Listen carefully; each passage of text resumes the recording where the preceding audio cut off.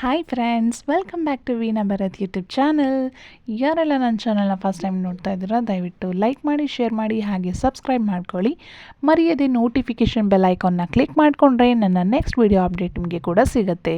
ನೀವೆಲ್ಲ ಒಂದು ಲೈಕ್ ಮತ್ತು ಸಬ್ಸ್ಕ್ರೈಬ್ ಮಾಡ್ಕೊಳ್ಳೋದ್ರಿಂದ, ಶೇರ್ ಮಾಡೋದ್ರಿಂದ ಕೂಡ ನನಗೂ ಕೂಡ ಉತ್ಸಾಹನ ಜಾಸ್ತಿ ಆಗುತ್ತೆ. ಇನ್ನು ಹೆಚ್ಚಿನ ವೀಡಿಯೋಗಳನ್ನ ಮಾಡೋದಕ್ಕೆ ಸಪೋರ್ಟ್ ಮಾಡಿದ ಹಾಗೆ ಆಗುತ್ತೆ ಫ್ರೆಂಡ್ಸ್. ಇವತ್ತು ನಾನು ನಿಮಗೆ ತುಂಬಾ ಈಸಿಯಾಗಿ ನುಗ್ಗೆಕಾಯಿ ಬೇಳೆ ಸಾರು ಮಾಡೋದನ್ನು ತೋರಿಸ್ಕೊಡ್ತಾ ಇದ್ದೀನಿ. ಇಲ್ಲಿ ನಾನು ಖಾರ ರುಬ್ಕೊತಾ ಇದ್ದೀನಿ. ಫಸ್ಟು ಖಾರ ರುಬ್ಕೊಳ್ಳೋದಕ್ಕೆ ಒಂದು 1/4 ಭಾಗದಷ್ಟು ತೆಂಗಿನಕಾಯಿ ಚೂರನ್ನ ಹಚ್ಚಿಟ್ಕೊಳ್ತೀನಿ. ಮೀಡಿಯಮ್ ಸೈಜ್ದು 4 ಟೊಮೆಟೊ ಹಚ್ಕೊಳ್ತಾ ಇದ್ದೀನಿ. ನುಗ್ಗೆಕಾಯಿ ಬೇಳೆ ಸಾರಿಗೆ ಸ್ವಲ್ಪ ಟೊಮೆಟೊ ಜಾಸ್ತಿ ಹಾಕಿದ್ರೆ ತುಂಬಾ ರುಚಿಯಾಗಿರುತ್ತೆ. ಒಂದು ಮೀಡಿಯಮ್ ಸೈಜ್ ಈರುಳ್ಳಿನ ಹಚ್ಕೊಂಡು ಹಾಕ್ಕೊಳ್ಳಿ. ಅದಕ್ಕೆ 2 ಟೇಬಲ್ ಸ್ಪೂನಷ್ಟು ಖಾರದ ಪುಡಿನ ಹಾಕ್ಕೊಳ್ತಾ ಇದ್ದೀನಿ. 1 ಟೇಬಲ್ ಸ್ಪೂನಷ್ಟು ಉಪ್ಪನ್ನು ಕೂಡ ಸೇರಿಸ್ಕೊಳ್ತಾ ಇದ್ದೀನಿ. ಹಾಗೆ 1/4 ಲೋಟದಷ್ಟು ನೀರು, 1 ಹಿಡಿಯಷ್ಟು ಕೊತ್ತಂಬರಿ ಸೊಪ್ಪು ಇಷ್ಟೇ ಹಾಕಬೇಕಂತ ಏನಿಲ್ಲ, ಜಸ್ಟ್ ಒಂದು ಫ್ರೇಗ್ರೆನ್ಸ್ ಬರುತ್ತೆ ಅನ್ನೋದಕ್ಕೋಸ್ಕರ ಅದನ್ನು ಆ್ಯಡ್ ಮಾಡಿಕೊಂಡ್ರೆ ಸಾಕು. ಅದನ್ನ ರುಬ್ಬಿಟ್ಕೊಂಡು ಸೈಡಿಗೆ ಇಟ್ಕೊಳ್ಳಿ.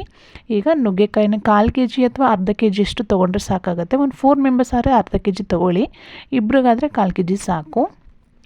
ಈಗ ಅದಕ್ಕೆ ನಾನು ಒಂದು ಆಲೂಗೆಡ್ಡೆನೂ ಕೂಡ ಕಟ್ ಮಾಡಿ ಇಟ್ಕೊಂಡು ನೆನೆಸ್ಕೊಂಡಿದ್ದೀನಿ.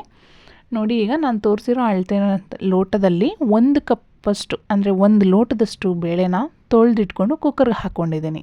ಈಗ ಅದಕ್ಕೆ ನಾನು ತೋರಿಸಿರುವಂತಹ ಅಳತೆನಲ್ಲೇ 1/2 ಚೊಂಬು, ಆ ಚೊಂಬಿನಲ್ಲಿ 1/2 ಚೊಂಬಷ್ಟು ನೀರು ಹಾಕ್ಕೊಳ್ತಾ ಇದ್ದೀನಿ.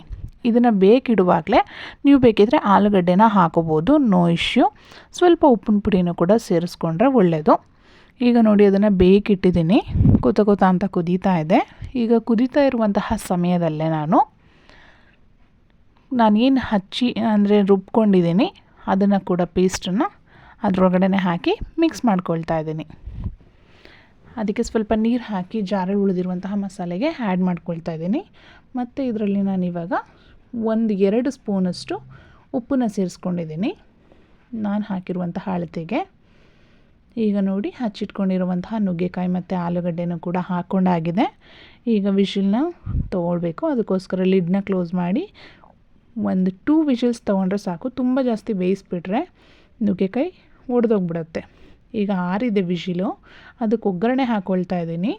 ನೋಡಿ, ಒಗ್ಗರಣೆಗೆ ಆನ್ ಮಾಡಿಕೊಂಡು ಬಾಣಲಿ ಇಟ್ಕೊಂಡು ಅದಕ್ಕೆ 3 ಟೇಬಲ್ ಸ್ಪೂನಷ್ಟು ಎಣ್ಣೆ ಹಾಕ್ಕೊಂಡು 1/4 ಚಮಚದಷ್ಟು ಸಾಸಿವೆ, 1/4 ಚಮಚದಷ್ಟು ಜೀರಿಗೆ, 1-2 ಒಣಮೆಣ್ಸಿನ್ಕಾಯಿ, 1/4 ಚಮಚದಷ್ಟು ಅರಿಶಿನ ಮತ್ತು 5 ಕರಿಬೇವನ್ನ ಹಾಕ್ಕೊಂಡು ಚೆನ್ನಾಗಿ ಚಟಪಟಾನ ಸಿಡಿದ ತಕ್ಷಣ ಅದನ್ನ ಎತ್ತಿ ನಾನು ಕುದೀತಿರುವಂತಹ ಸಾಂಬಾರಿಗೆ ಹಾಕಿ ಮಿಕ್ಸ್ ಮಾಡ್ಕೊಳ್ತಾ ಇದ್ದೀನಿ. ನೋಡಿ, ಎಷ್ಟು ಈಸಿಯಾಗಿ ಬೇಗ ರೆಡಿ ಆಯಿತು.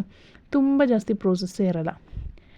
ಎಲ್ಲನೂ ಹಾಕಿ ಬೇಗ ಮಾಡಿಕೊಂಡ್ರೆ ಫಟಾಫಟ್ ನುಗ್ಗೆಕಾಯಿ ಬೇಳೆ ಸುಮಾರು ಸೂಪರಾಗಿರುತ್ತೆ. ಇದಕ್ಕಿನ್ನೂ ಒಂದು ಅಡಿಷ್ನಲ್ ಆಗಿ ಟೇಸ್ಟ್ ಬೇಕಂತ ಹೇಳಿದ್ರೆ ರಾಜ ಈರುಳ್ಳಿ ಅಂತ ಬರುತ್ತೆ, ಅದನ್ನು ಹಾಕ್ಕೊಳ್ಳಿ, ತುಂಬ ಚೆನ್ನಾಗಿ